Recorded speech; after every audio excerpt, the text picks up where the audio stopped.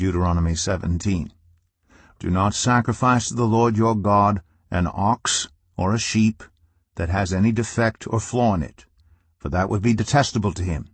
If a man or woman living among you in one of the towns the Lord gives you is found doing evil in the eyes of the Lord your God in violation of his covenant, and contrary to my command, has worshipped other gods, bowing down to them, or to the sun, or the moon, or the stars in the sky, and this has been brought to your attention, then you must investigate it thoroughly. If it is true, and it has been proved that this detestable thing has been done in Israel, take the man or woman who has done this evil deed to your city gate and stone that person to death.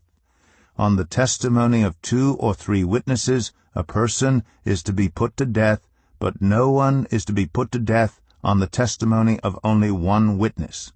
The hands of the witnesses must be the first in putting that person to death, and then the hands of all the people. You must purge the evil from among you. If cases come before your courts that are too difficult for you to judge, whether bloodshed, lawsuits, or assaults, take them to the place the Lord your God will choose. Go to the Levitical priests and to the judge who is in office at that time. Inquire of them, and they will give you the verdict. You must act according to the decisions they give you at the place the Lord will choose. Be careful to do everything they instruct you to do. Act according to whatever they teach you and the decisions they give you. Do not turn aside from what they tell you, to the right or to the left. Anyone who shows contempt for the judge or for the priest who stands ministering there to the Lord your God is to be put to death. You must purge the evil from Israel.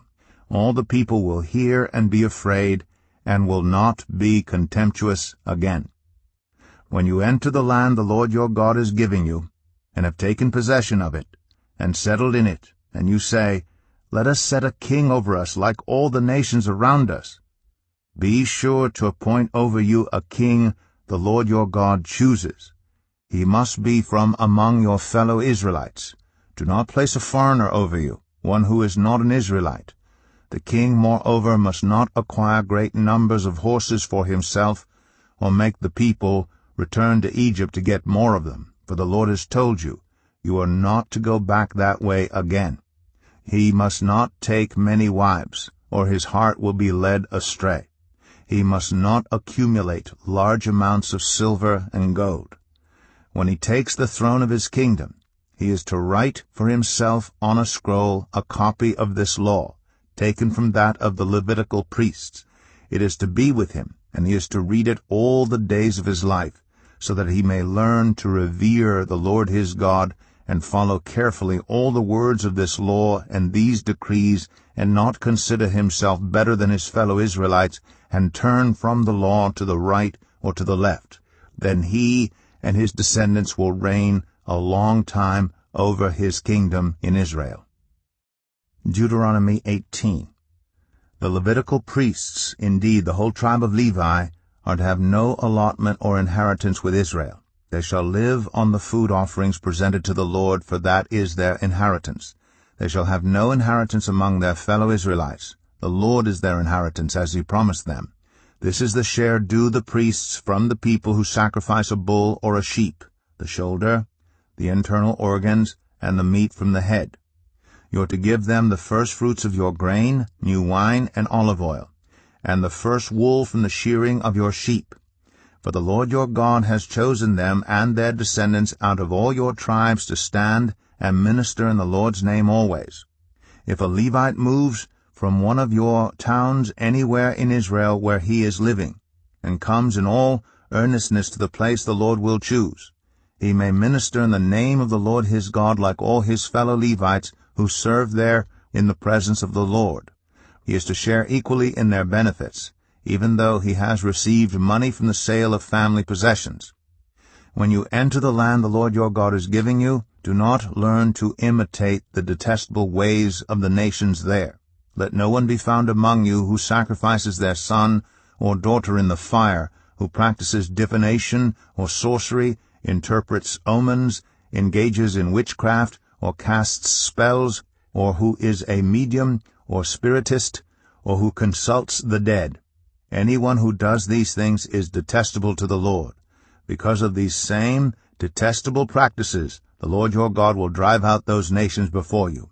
You must be blameless before the Lord your God. The nations you will dispossess listen to those who practice sorcery or divination. But as for you, the Lord your God has not permitted you to do so. The Lord your God will raise up for you a prophet like me from among you, from your fellow Israelites. You must listen to him. For this is what you asked of the Lord your God at Horeb on the day of the assembly, when you said, Let us not hear the voice of the Lord our God, nor see this great fire any more, or we will die. The Lord said to me, What they say is good. I will raise up for them a prophet like you from among their fellow Israelites, and I will put my words in his mouth. He will tell them everything I command him. I myself will call to account anyone who does not listen to my words, that the prophet speaks in my name. But a prophet who presumes to speak in my name anything I have not commanded, or a prophet who speaks in the name of other gods, is to be put to death. You may say to yourselves, How can we know when a message has not been spoken by the Lord? If what a prophet proclaims in the name of the Lord does not take place or come true, that is a message the Lord has not spoken.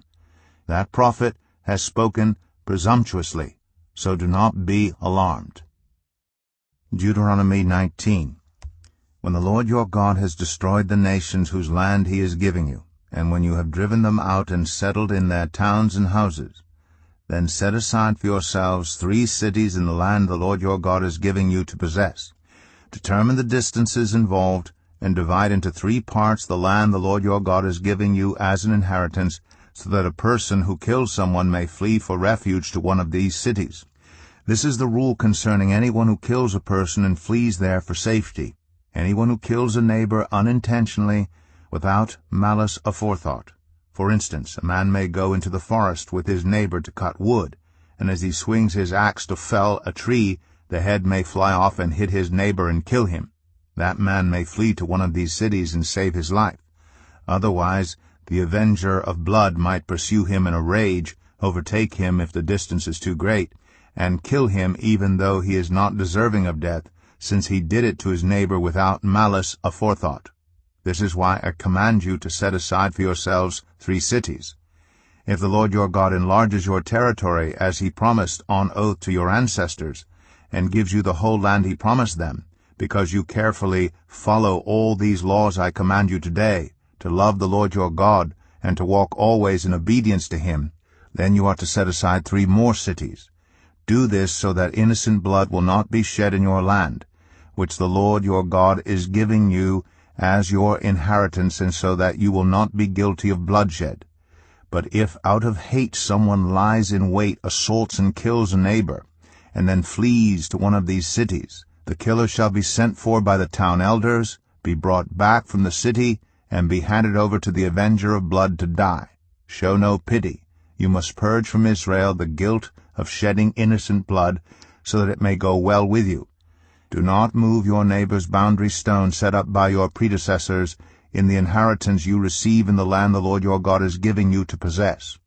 1 witness is not enough to convict anyone accused of any crime or offense they may have committed. A matter must be established by the testimony of 2 or 3 witnesses. If a malicious witness takes the stand to accuse someone of a crime, the 2 people involved in the dispute must stand in the presence of the Lord before the priests and the judges who are in office at the time. The judges must make a thorough investigation, and if the witness proves to be a liar, giving false testimony against a fellow Israelite, then do to the false witness as that witness intended to do to the other party. You must purge the evil from among you. The rest of the people will hear of this and be afraid, and never again will such an evil thing be done among you. Show no pity. Life for life, eye for eye, tooth for tooth, hand for hand, foot for foot. Deuteronomy 20. When you go to war against your enemies, and see horses and chariots and an army greater than yours, do not be afraid of them, because the Lord your God who brought you up out of Egypt will be with you. When you are about to go into battle, the priest shall come forward and address the army. He shall say, Hear, Israel, today You are going into battle against your enemies. Do not be faint-hearted or afraid. Do not panic or be terrified by them. For the Lord your God is the one who goes with you to fight for you against your enemies to give you victory. The officers shall say to the army, Has anyone built a new house and not yet begun to live in it? Let him go home, or he may die in battle, and someone else may begin to live in it. Has anyone planted a vineyard and not begun to enjoy it? Let him go home, or he may die in battle, and someone else enjoy it. Has anyone become pledged to a woman and not married her? Let him go home, or he may die in battle, and someone else marry her. Then the officers shall add, Is anyone afraid or faint-hearted? Let him go home, so that his fellow soldiers will not become disheartened too. When the officers have finished speaking to the army, they shall appoint commanders over it. When you march up to attack a city, make its people an offer of peace. If they accept and open their gates, all the people in it shall be subject to forced labor, and shall work for you. If they refuse to make peace and they engage you in battle, lay siege to that city. When the Lord your God delivers it into your hand, put to the sword all the men in it. As for the women, the children, the livestock, and everything else in the city, you may take these as plunder for yourselves, and you may use the plunder the Lord your God gives you from your enemies. This is how you are to treat all the cities that are at a distance from you and do not belong to the nations nearby. However, in the cities of the nations the Lord your God is giving you as an inheritance, do not leave alive anything that breathes. Completely destroy them, the Hittites, Amorites, Canaanites, Perizzites, Hivites, and Jebusites, as the Lord your God has commanded you. Otherwise they will teach you to follow all the detestable things they do in worshipping their gods, and you will sin against the Lord your God. When you lay siege to a city for a long time, fighting against it to capture it, do not destroy its trees by putting an axe to them, because you can eat their fruit. Do not cut them down. Are the trees people, that you should besiege them? However, you may cut down trees that you know are not fruit trees, and use them to build siege works until the city at war with you falls.